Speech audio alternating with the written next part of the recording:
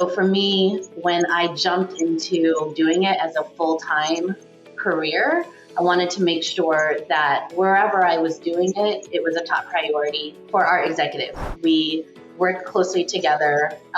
We know that our HR partners are important to the work that we're trying to achieve, and we're all working towards the same goals together. We need everyone on board. We need our HR partners on board. We need our other business leaders on board.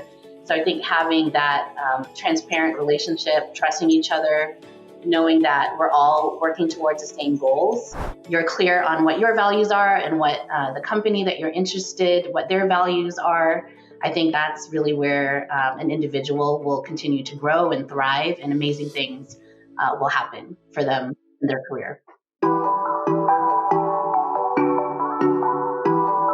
Hello, good morning. So today I have Nitcelle with us, who is an experienced global diversity and inclusion leader with a demonstrated history of developing D&I strategies to accelerate progress in building of culture of inclusion, equity, and belonging across organizations, across multiple departments. She stands for equity because she believes that everyone should be known for the work that they do, rather than their gender, rather than where they come from, rather than their background.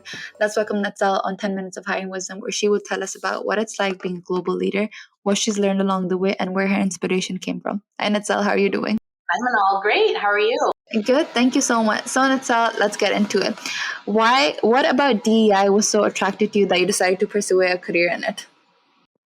So I came into DEI. My background is in HR, and had the opportunity when I was part of a women's leadership development program to work on a special project that was focused on launching our first diversity leadership development program. And one of my mentors, who was part of this women's leadership development program, said, "Hey, I think because of your lived experience, your HR experience, having your perspective on how we launch this new program, this global program, will be really great for you to be part of that team." And this was earlier in my career. So I was a little bit nervous being part of a team where most of the other team members were more senior than me. But after discussing it with my mentor, we thought, hey, this would be a really great opportunity for me to learn, to build my experiences, to build my skills. And so I was part of that project for about a year. Really loved the work that I was doing, loved the impact that I was able to make across our employee workforce on a global scale. And so from there, I pivoted my HR career to then focus full time on diversity and inclusion.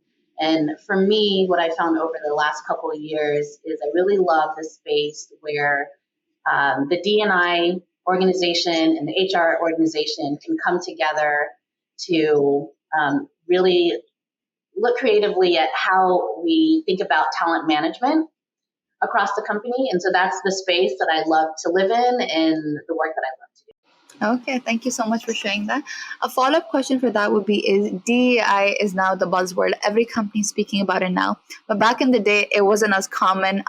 So when your mentor spoke to you about considering this role, did you have any hesitations? Were you like, okay, I mean, I like the concept behind it, but what would I be doing in it? So how did you make sure that your brain and your heart were aligned when you took up this role? It's a great question. So I would say, having worked in DE and I&B across several global companies and different industries, for me, what's really important is ensuring that it's also a top priority at the executive level. And so for me, when I jumped into doing it as a full-time career, I wanted to make sure that wherever I was doing it, it was a top priority for our executives, because I do believe that for this particular topic, it's really important that the CEO is committed to it, that the Chief Diversity and Inclusion Officer, for example, is in alignment with the CEO so that there's consistency across the organization. So then that also helps with driving the value that DEI and B brings to the business, more opportunities for us to impact our employees in a variety of ways, especially around their employee experience, and then also more opportunities for DEI and B to also help our customers who are also experiencing their own DEI and B journeys as well. So the ability to help our employees and our customers is really important. So for me, it's always been ensuring that DEI and B is top priority at the executive level so that we can then work across the business. I love that. I think I spoke with someone earlier, and that's something that they said as well, that if you're looking to hire diverse talent, you need to have a diverse recruitment team in the first place. Yes. So if that would be a priority of your leaders, it would make sense that they would be supporting you with every decision that you take. Absolutely. So Nitcelle, I think another question for me is DEI it should be a priority for a lot of companies, but there's a lot of obstacles that a lot of companies face, specifically when they're trying to implement DEI programs within the company. I know UKG, your current company, is big on DEI. What are some of the steps that it takes to ensure that the company is diverse, is equitable across the whole industry? Can you maybe elaborate a little more on that? Yes, I think at UKG, we're in a really unique position because our purpose is people, and our Chief Diversity and Inclusion Officer and our Chief People Officer, so our Chief Diversity and Inclusion Officer, Brian Reeves, has a great partnership with our Chief People Officer, Pat Waters. And I really think that that has put us in a really unique position, because what I've seen at other companies and having experienced being in D&I and be in other companies, sometimes a relationship between the D&I organization and the HR organization is not aligned. However, at UKG, one thing that is unique about where we are is that partnership is in alignment. We work closely together. We know that our HR partners are important to the work that we're trying to achieve, and we're all working towards the same goals together. So at UKG, for example, we do have DEI and B goals, and we know that it takes everybody to do that. It's not just a DEI and B organizational goal, but it's actually a company goal. So in order to achieve that, we need everyone on board. We need our HR partners on board. We need our other business leaders on board. So I think having that transparent relationship, trusting each other, knowing that we're all working towards the same goals has been very effective in the work that we're doing. I think, you've heard that quote, a drop together can make an ocean. So when everyone's working towards a common goal, there's a sense of purpose, there's a sense of belonging, especially when the goal itself is so noble. So thank you so much for sharing that, Nitcelle. Nitcelle, I'd love to understand more a little about your role. You mentioned that you're a global diversity and inclusion leader, but what does your role entail exactly? What are some of your day-to-day routines? I would love to hear more about that. Sure. So I work very closely with our business unit leaders. And as I mentioned, UKG has diversity and inclusion goals across the organization.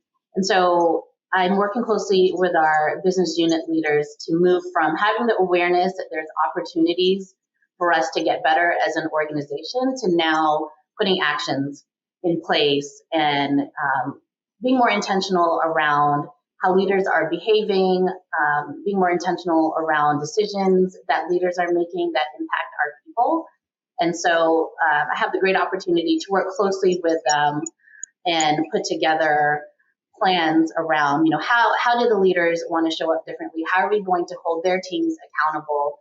And what do we want to achieve together? Like, what are the 2 or 3 things that we really want to focus on and achieve together over the next year and over the next several years? So really love the chance to be able to work with all of our leaders and see that each of the leaders is invested in making those changes.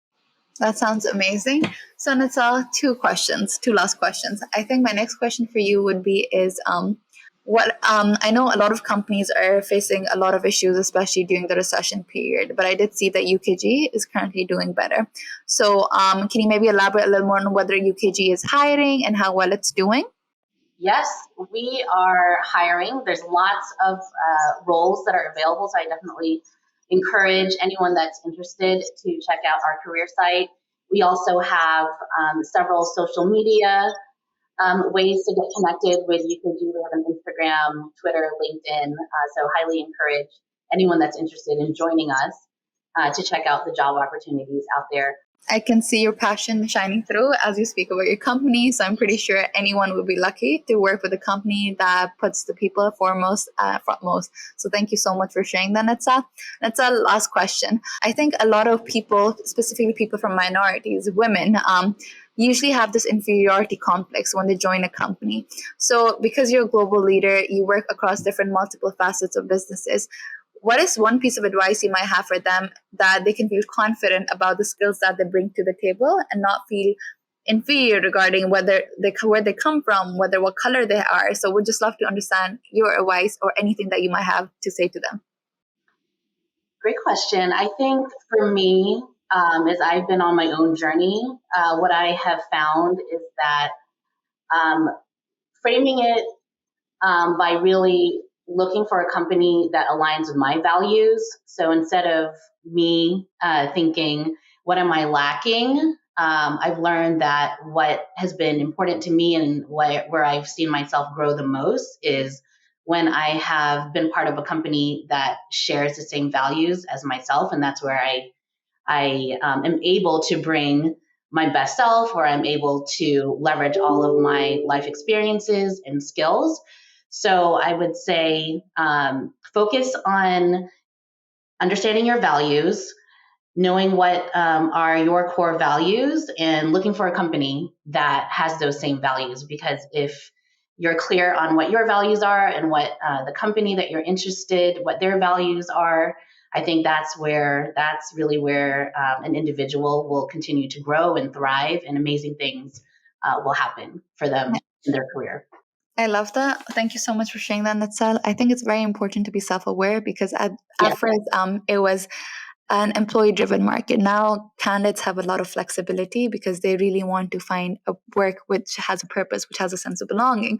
So knowing your values, knowing where you come from is always very important because then you're more likely to work with a company which you're passionate about. So thank you so much for sharing that, Natsal. But other than that, Natsal, our time is up. It was a pleasure learning from you, learning about your experiences, what it's like being a global leader, what it's like promoting DEI within a big, very large scale company, and what the work that you're doing is very noble, especially helping people get jobs. So thank you so much for coming on the show. Thank you for the opportunity. Really enjoyed our Of conversation. course.